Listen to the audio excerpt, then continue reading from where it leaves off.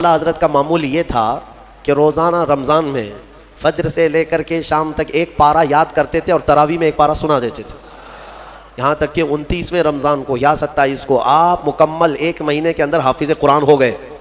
اعلیٰ حضرت امام محمد رضا خان فاضل بریلوی رضی اللہ تعالیٰ عالم تھے، بڑے مفتی تھے۔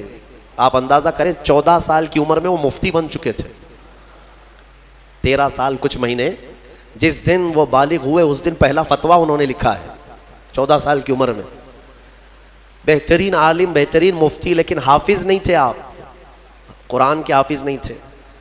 کسی نے آپ کو خط میں القاب لکھا، حضرت علامہ مولانا حافظ و قاری احمد رضا خان صاحب، اس میں حافظ و قاری کا بھی لقب لگا دیا۔ دوسرے ہوں تو پھیل جائیں گے کہ جتنے لقب فری میں ملے اچھا ہی ہے۔ اعلیٰ حضرت نے دیکھا کہ میں حافظ ہوں نہیں اور لوگ مجھے حافظ سمجھ رہے ہیں۔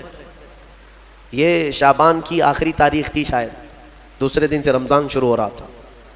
آپ نے اس خط والے کے گمان کے مطابق اپنے آپ کو اتارنے کے لیے عزم کر لیا کہ اس کے خط کا جواب بعد میں لکھوں گا، حافظ قرآن پہلے بنوں گا، کیونکہ اس نے حافظ کہا ہے مجھے، حافظ قرآن کہا۔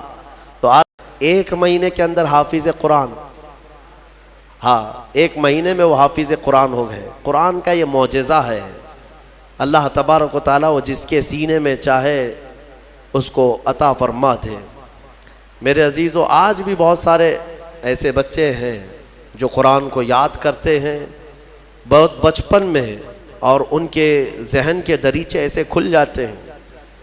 آپ نے مولانا حارث صاحب کے پیچھے بھی تراویح پڑھی ہے، یہ ہمارے بھتیجے ہیں، انہوں نے تقریباً 4.5 مہینے میں پورا حفظ قرآن کیا۔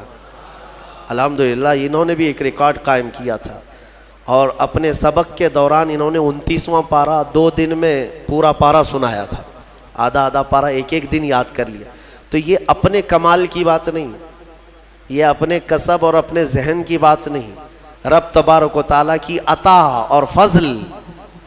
امام اعظم ابو حنیفہ کے ایک شاگرد ہیں امام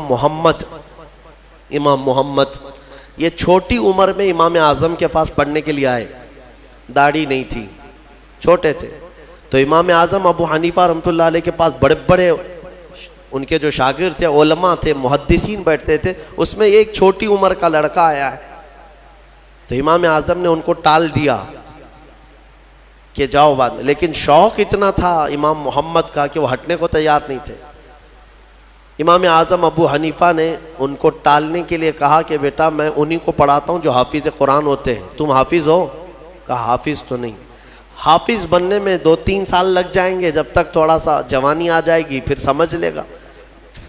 کہا جاؤ حفظ کر کے آؤ۔ وہ گئے، 8 دن کے بعد پھر آئے امام اعظم کے پاس، کہا کہ حضور مجھے شاگردی میں لے لیجئے۔ کہا میں تم کو پچھلے ہفتے بھیجا تھا حافظ بن کر کے آنا، انہوں نے کہا میں پورا حافظ بن کر کے آیا ہوں 8 دن کے اندر۔